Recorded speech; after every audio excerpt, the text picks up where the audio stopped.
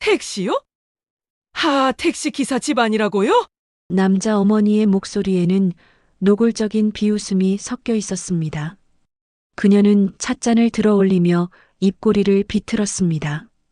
도자기의 차가운 감촉이 손끝에 전해졌지만 그녀의 마음은 그보다 훨씬 차갑게 굳어 있었습니다. 개인 택시예요?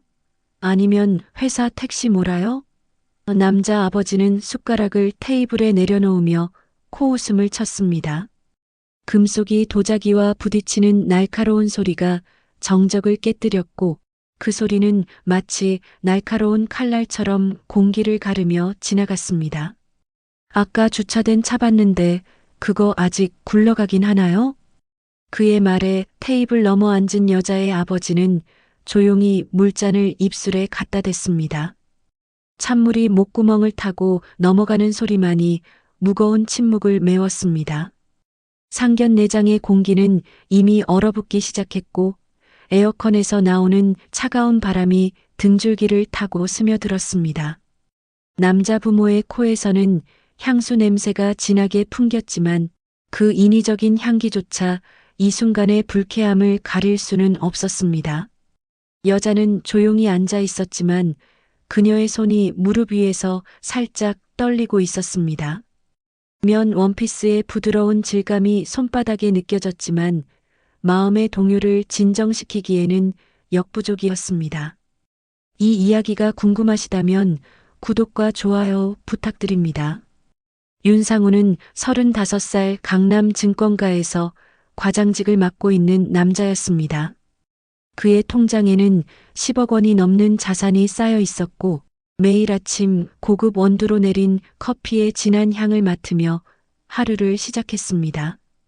원두가 갈리는 소리와 함께 퍼지는 고소한 냄새가 그의 아침을 깨웠고 첫 모금을 마실 때의 쌉싸래한 맛이 하루의 활력을 불어넣어 주었습니다. 상우의 부모 역시 그 정도 재력을 바탕으로 살아왔습니다. 어머니는 명품 핸드백을 들고 다니며 주변 사람들에게 자랑하기를 좋아했습니다. 가죽의 부드러운 질감과 은은한 향기가 그녀의 우월감을 더욱 부추겼고 핸드백을 만질 때마다 느껴지는 매끄러운 촉감이 마음의 만족감을 채워주었습니다. 아버지 역시 고급 양복을 즐겨 입었습니다. 셔츠의 빳빳한 촉감과 넥타이의 매끄러운 실크 질감이 그에게는 성공의 상징이었고 거울 앞에서 넥타이를 매며 나는 바스락거리는 소리를 들을 때마다 자신감이 솟아올랐습니다. 이들 부부는 자신들보다 경제적으로 열등하다고 여기는 사람들을 가차없이 무시하는 성격이었습니다.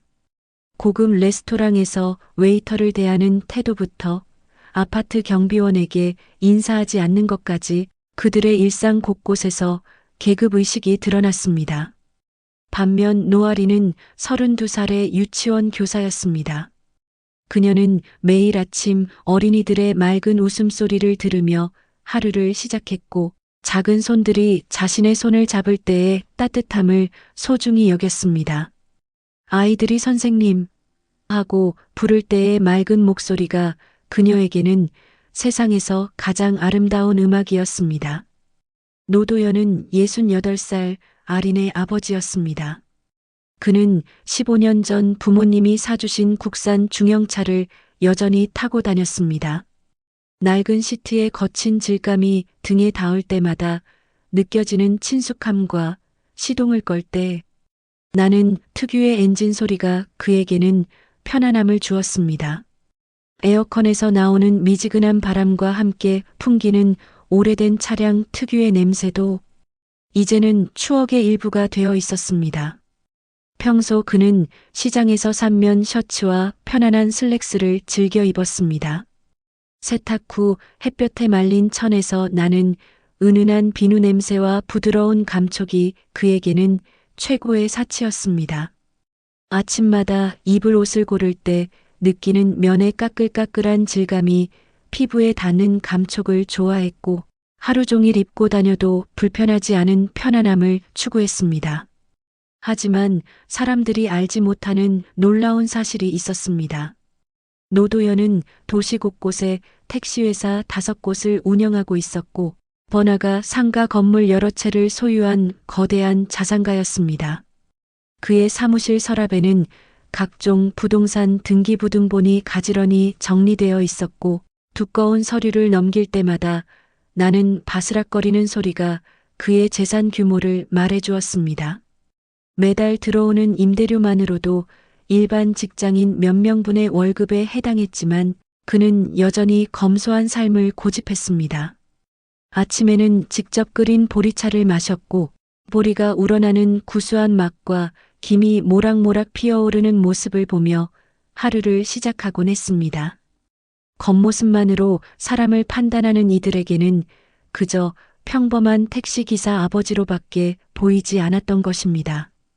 상견례가 본격적으로 시작되자 남자 부모의 무례한 언행이 계속되었습니다. 예단은 어떻게 준비하시려나요? 택시 몰아서는 힘드실 텐데요.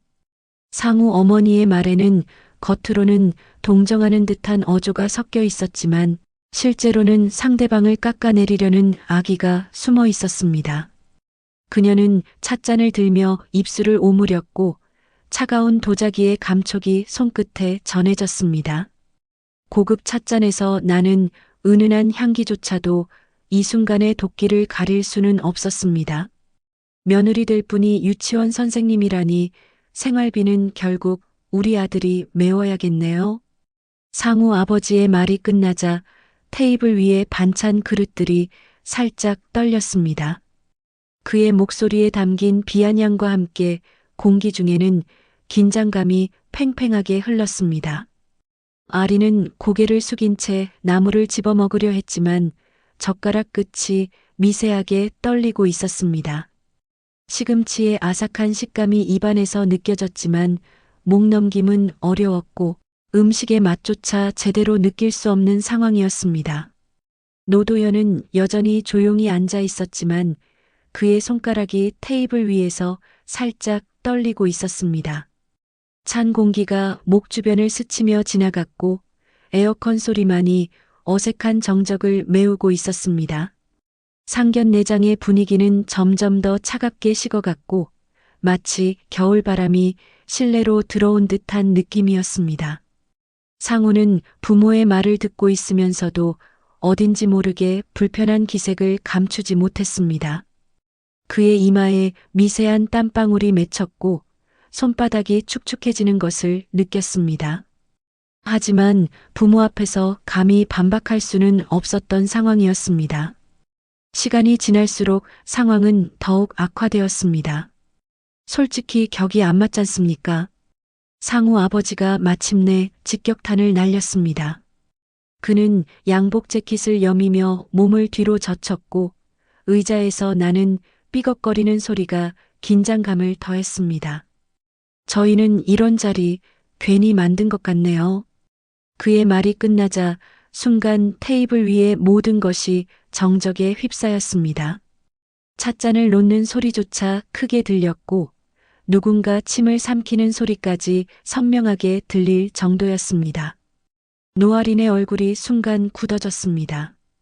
그녀의 두 손이 무릎 위에서 꽉 움켜쥐어졌고 손톱이 손바닥을 파고드는 아픔을 느꼈습니다. 입술을 꽉 깨물고 있던 그녀의 눈가에는 분노와 굴욕감이 동시에 스쳐 지나갔습니다. 노도연은 잔잔하게 술잔을 내려놓았습니다. 유리와 나무가 만나는 소리가 작게 울렸지만 그 소리는 마치 천둥처럼 크게 느껴졌습니다. 그의 얼굴에는 여전히 잔잔한 미소가 머물러 있었지만 눈빛만은 차갑게 가라앉아 있었습니다. 상우는 부모의 말을 듣고 얼굴이 하얗게 질렸습니다. 목젖이 위아래로 움직이며 침을 삼키는 소리가 났고 손바닥에서는 식은 땀이 흘러내렸습니다. 아버지, 그런 말씀은 하고 말을 꺼내려 했지만 아버지의 날카로운 시선에 막혀버렸습니다. 레스토랑의 다른 테이블에서 들려오는 웃음소리와 대화소리들이 이들의 테이블과 극명한 대조를 이루었습니다. 마치 이 한 테이블만 다른 차원에 있는 듯한 느낌이었고 주변의 모든 소리가 멀게만 들렸습니다. 노도연은 조용히 지갑에서 명함을 꺼냈습니다. 가죽 지갑에서 나는 부드러운 소리와 함께 깔끔하게 정리된 명함 한 장이 그의 손에 들려졌습니다. 명함의 매끄러운 표면이 조명 아래에서 은은하게 빛났고 검은 글씨가 선명하게 드러났습니다. 노도현 마이너스 택시그룹 대표이사라는 글자가 또렷하게 인쇄되어 있었습니다. 그는 명함을 테이블 위에 살짝 밀어놓으며 담담하게 말했습니다. 택시회사 5개 상가 몇 채 정도로 근근히 삽니다. 그의 목소리는 여전히 잔잔했지만 말 한마디 한마디에는 무게가 실려 있었습니다. 순간 상우 아버지의 얼굴이 하얗게 굳었습니다. 그는 명함을 집어들며 글자를 다시 한번 확인했고 종이의 거친 질감이 손끝에 느껴졌습니다. 어머니 역시 입을 벌린 채 명함을 바라보았습니다. 그녀의 손에 들린 찻잔이 살짝 떨렸고 차가운 액체가 작게 출렁거리는 소리가 났습니다. 대표이사라고요? 상우 어머니의 목소리는 떨렸고 방금 전까지의 거만함은 온데간데 없이 사라져버렸습니다. 노도연은 고개를 끄덕이며 잔잔한 미소를 지었습니다. 네, 보잘것없지만 그렇습니다. 그의 겸손한 말투와는 달리 테이블 위의 분위기는 완전히 뒤바뀌어 버렸습니다. 아리는 아버지를 바라보며 눈물을 참고 있었습니다. 코끝이 찡해지는 감정이 밀려왔고 목구멍이 메어오는 느낌을 억지로 참아야 했습니다. 상우는 명함을 들여다보며 입술을 떨었습니다. 글자 하나하나가 그의 망막에 선명하게 박혔고 현실을 받아들이기 어려운 상황이었습니다. 진실이 드러나자 테이블 위의 공기는 완전히 바뀌었습니다. 검소한 겉모습에 속아 그토록 멸시했던 상대가 사실은 1조 원에 가까운 자산을 가진 거대한 기업의 대표였다는 사실이 충격으로 다가왔습니다. 상우 부모는 허겁지겁 태도를 바꾸려 했습니다. 아, 그러셨군요. 저희가 몰라 뵈었네요. 아버지의 목소리는 급작스럽게 높아졌고 어색한 웃음을 지으며 고개를 숙였습니다. 그의 이마에서는 식은땀이 흘러내렸고 셔츠 칼라가 목에 달라붙는 불쾌한 감촉을 느꼈습니다. 정말 실례했습니다. 처음 뵙는 자리라서 긴장해서 그만. 어머니 역시 당황한 기색을 감추지 못하며 말을 더듬었습니다. 하지만 이미 상황은 되돌릴 수 없는 지경에 이르렀습니다. 노도연은 여전히 잔잔한 표정을 유지했지만 그의 눈빛에서는 실망감이 읽혔습니다. 그는 물잔을 들어 한 모금 마시며 찬 액체가 목을 타고 넘어가는 감촉을 느꼈습니다. 괜찮습니다. 처음에는 다들 그렇게 생각하시죠. 그의 말은 담담했지만 그 속에는 깊은 서운함이 담겨 있었습니다. 아리는 아버지의 손을 꼭 잡았습니다. 아버지의 거친 손바닥과 굳은 살이 만져졌지만 그 손에서 느껴지는 따뜻함이 그녀에게는 위안이 되었습니다. 아버지는 항상 말씀하셨어요. 사람은 겉모습으로 판단하면 안 된다고. 그녀의 목소리에는 자부심과 함께 분노가 섞여 있었습니다. 상우는 부모와 여자 가족 사이에서 어쩔 줄 모르며 손을 비비고 있었습니다. 손바닥의 축축한 촉감과 함께 심장이 빠르게 뛰는 소리가 귓속에서 울렸습니다. 상황이 최악으로 치달으면서 아린이 입을 열었습니다. 죄송하지만 더 이상은 어려울 것 같습니다. 그녀의 목소리는 떨렸지만 확고했습니다. 입술이 바짝 마른 채로 말을 이어갔고 혀끝에서 쓴맛이 돌았습니다. 돈이 많고 적음을 떠나서 사람을 깔보는 마음을 가진 분들과는 가족이 될 수 없어요. 그녀의 말 한마디 한마디가 테이블 위에 떨어지는 바늘처럼 선명했습니다. 상우는 급하게 말을 꺼냈습니다. 아리나, 우리 부모님이 처음이라 그래, 다시 기회를. 하지만 아리는 고개를 저었습니다. 그녀의 머리카락이 어깨를 스치며 흔들렸고 향수에서 나는 은은한 꽃향기가 바람에 실려 퍼졌습니다. 처음이라서 실수한 게 아니에요. 평소 마음가짐이 그렇기 때문이죠. 노도연은 딸의 손을 다시 한번 꼭 잡아주었습니다. 그의 손에서 전해지는 온기가 아린에게는 큰 힘이 되었습니다. 맞다 얘야 사람은 어려울 때 진짜 모습이 나오는 법이야. 상우 부모는 더 이상 할 말을 찾지 못했습니다. 아버지는 넥타이를 만지작거리며 답답함을 느꼈고 어머니는 핸드백 끈을 꽉 쥔 채 입술을 깨물고 있었습니다. 가죽의 차가운 감촉이 손바닥에 전해졌지만 마음의 동요는 가라앉지 않았습니다. 식당 안에 다른 손님들이 이쪽을 힐끗힐끗 바라보는 시선들이 느껴졌고 속삭이는 소리들이 귓가에 스며들었습니다. 상우는 얼굴이 화끈거리며 부끄러움을 감당하기 어려워했습니다. 며칠이 지난 후 상우 부모는 전화를 걸어 사과하려 했습니다. 여보세요. 노 사장님, 그날은 정말 죄송했습니다. 아버지의 목소리는 평소와 달리 낮고 간절했습니다. 핸드폰 너머로 들려오는 목소리에는 떨림이 섞여 있었습니다. 하지만 노도연은 차갑게 대답했습니다. 이미 늦었습니다. 제 딸이 마음의 상처를 많이 받았거든요. 그의 말에는 더 이상 온화함을 찾을 수 없었습니다. 상우도 직접 아린에게 연락을 시도했습니다. 아린아 제발 한 번만 더 기회를 줘. 우리가 다시 시작해보자. 하지만 아린의 대답은 단호했습니다. 상우 씨 우리는 여기까지인 것 같아요. 그녀의 목소리에서는 결연한 의지가 느껴졌습니다. 며칠 후 노아린은 상우의 번호를 완전히 차단했습니다. 핸드폰 화면에서 번호를 삭제할 때 느껴지는 차가운 액정의 감촉이 그녀의 차가워진 마음을 대변하는 듯 했습니다. 문자 메시지들도 모두 읽지 않은 채 지워버렸습니다. 메시지를 삭제할 때마다 나는 작은 알림음이 관계의 끝을 알리는 종소리처럼 들렸습니다. 이 결혼은 없던 일로 하겠습니다.